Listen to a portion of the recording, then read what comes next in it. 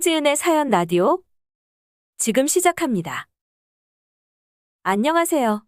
결혼을 앞두고 있던 20대 후반의 여자예요. 결론부터 말씀드리면 남편부터 시작해서 예비시부모까지 예비시댁에게 완전히 농락당하고 파혼했어요.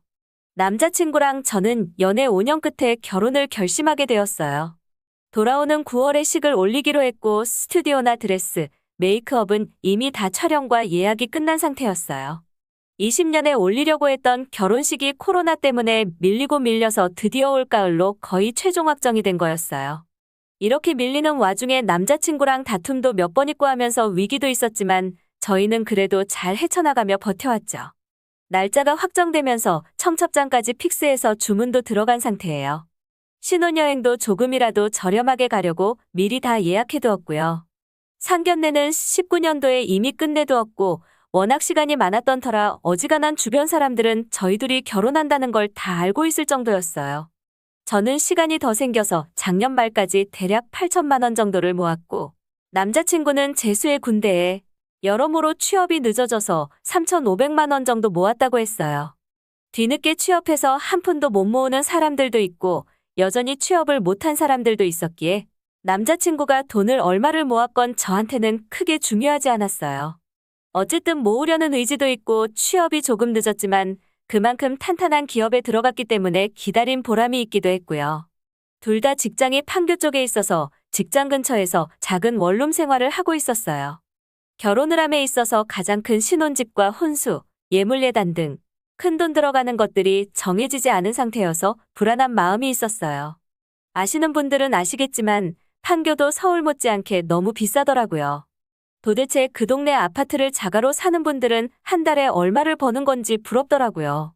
알아보면 알아볼수록 우울해지고 우리는 아직 결혼 준비도 안 됐는데 말도 안 되는 비용으로 결혼을 하려고 하는 건 아닐까 하는 생각도 들었고 여러모로 힘들었는데 때마침 예비시댁에서 먼저 신혼집에 대해서 얘기를 꺼내셨어요. 노원에 살고 계시던 예비시부모님께서 집을 팔고 남양주로 이사 가실 예정이라면서 남는 차액으로 아파트는 너무 비싸고 신축 빌라를 구해주고 싶은데 어떻겠냐고 물어보시더라고요. 예비시부모님이 사시는 노원 아파트가 입주하셨을 때보다 2배 이상 오른 상태였어요. 물론 아파트면 좋지만 아파트 가격은 말도 안 됐고 저희 입장에서는 빌라도 감사했어요. 근데 거기다가 신축이니 당장 절을 하라고 해도 할 수 있을 정도로 감사했죠. 그렇게 예비시부모님 말만 듣고 2달 가까이 평일이고 주말이고 시간 남는 대로 직장 근처 부동산은 다 가본 것 같았어요. 그렇게 열심히 발품 팔아서 32평에 5억 정도 하는 신축 빌라를 찾았어요. 빌라라서 내부만 봤을 때는 아파트보다 좋아 보였어요. 물론 기분 탓이었겠죠. 예비 시부모님한테도 조심스럽게 말씀드렸는데 딱 좋다며 바로 계약하자고 하시더라고요. 그러면서 저희 돈은 안 받을 테니까 그 돈으로 가전이랑 가구 채워넣고 부지런히 돈을 모으라고 해주셨어요. 그때까지만 해도 내가 전생에 나라라도 구한 건가 이런 시부모님도 계시구나 했네요.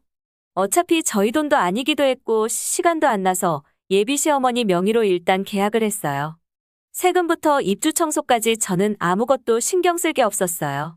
명의는 식 올리고 나서 천천히 돌려주신다고 하는데 제 돈이라고는 한 푼도 안 들어간 상태여서 그것까지 제가 왈가왈부할 수 있는 입장은 아니었어요. 그리고 제가 그때는 예비 시부모님 2분을 맹신하기도 했고요.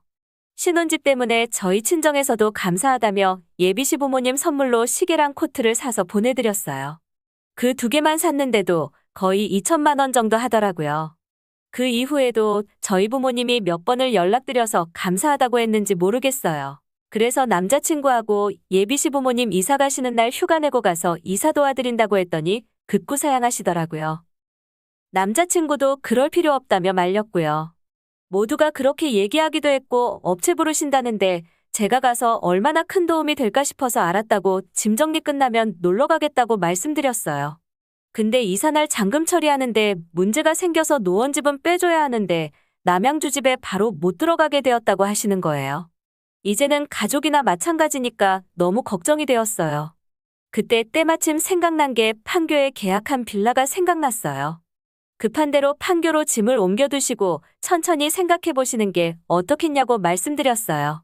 어차피 원룸 계약도 올해 말까지여서 시간이 있었거든요.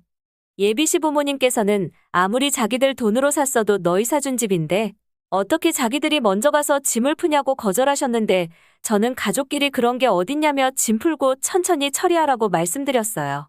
이 모든 게 시댁의 계략이었는데 그걸 눈치채지 못하고 멍청하게도 제가 스스로 확인사살까지 한 거였어요. 솔직히 3명이 작정하고 제 통수를 치려고 드는데 제가 어떻게 알아차릴 수 있겠어요. 그 다음 날은 연락이 와서 이중계약 사기당하신 것 같다며 계약금만 날리게 생겼다며 죽는 소리를 하셨어요. 그때는 얼마나 걱정됐는지 몰라요. 일단은 아직 시간이 있으니까 경찰에 신고부터 하시고 천천히 알아보시라고 말씀드렸어요. 그렇게 예비 시부모님께서 신혼집에서 살림을 시작하시게 되었어요. 그렇게 한 달 정도 지났을 때부터 제가 이상하다는 걸 느꼈어요. 언제부터인가 예비 시부모님과 통화를 할 때면 계약금 5천만 원이 절대 작은 금액이 아닌데도 목소리에서 긴장감이나 걱정 이런 게 아무것도 안 느껴지고 오히려 여유와 태평한 톤처럼 들리더라고요. 항상 말로만 빨리 해결해야 하는데 경찰서에서 연락이 없다며 두루뭉술하게 말을 돌리시더라고요.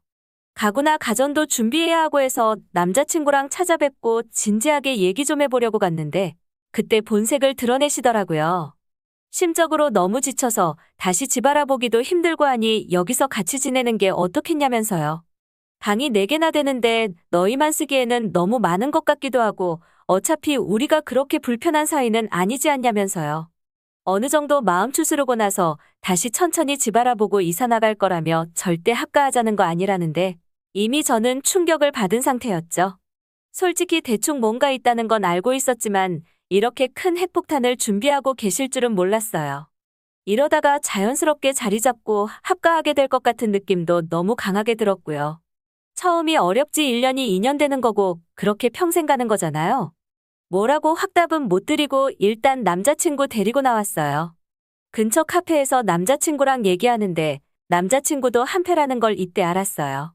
솔직히 엄마 아빠가 집 사줬는데 자기가 중간에서 싫다고 말하기도 좀 그렇다면서요. 그리고 같이 살면 살림도 해주시고 나중에 아이 낳으면 아이도 봐주실 텐데 우리한테 훨씬 이득 아니냐고 하더라고요. 확실히 하려고 웃으면서 남자친구에게 그것도 그렇다고 하니 혼자 신나서 떠들더라고요. 사실 처음부터 같이 살자고 얘기할까 했는데 괜히 얘기했다가 제가 거절할까봐 부모님이 연기한 거라면서요. 남자친구 자백 듣고 뺨 후려갈겼습니다. 사이코패스도 아니고 어떻게 작정하고 거짓말할 생각을 하냐고. 니네 부모님 모시고 살 생각도 없고 더더욱이 결혼 전부터 거짓말하는 사람과 미래를 함께할 생각도 없다고 했습니다. 당황한 남자친구는 뒤늦게 미안하다며 저를 붙잡길래 지금 우리 파혼한 거고 헤어진 거니까 이제부터 내 몸에 손대면 성추행으로 경찰 부를 거라고 했어요. 그리고 니네 집으로 우리 엄마 아빠가 보낸 선물 금액 2천만 원 다음 주까지 입금 안 하면 소송 걸 거라고 했어요. 그날 남자친구네 식구들한테서만 29통 전화가 왔는데 하나도 안 받았어요. 소름 끼치는 연기톤의 목소리는 더 이상 듣고 싶지도 않았고요. 카톡으로만 다시 한번 똑같이 얘기해줬습니다. 다음 주까지 입금 안 되면 내용 증명 날리고 아주 영혼까지 털어버릴 거라고요. 집 팔고 남은 돈은 현찰로 쥐고 있었는지 시계랑 코트 비용은 다 회수했어요. 스드메 예약하면서 제 돈 들어간 게 200만 원 정도였는데 이것 때문에 더 스트레스 받고 싶지도 않고 해서 그냥 다 취소해버렸습니다. 그냥 인생교육비라고 생각하려고요. 내일 모레 30이지만 또 하나 배웠네요. 공짜는 다 이유가 있다는 것을요. 홍지은의 사연 라디오. 오늘 이야기 여기까지입니다. 재미있게 들으셨다면 구독과 좋아요 부탁드립니다.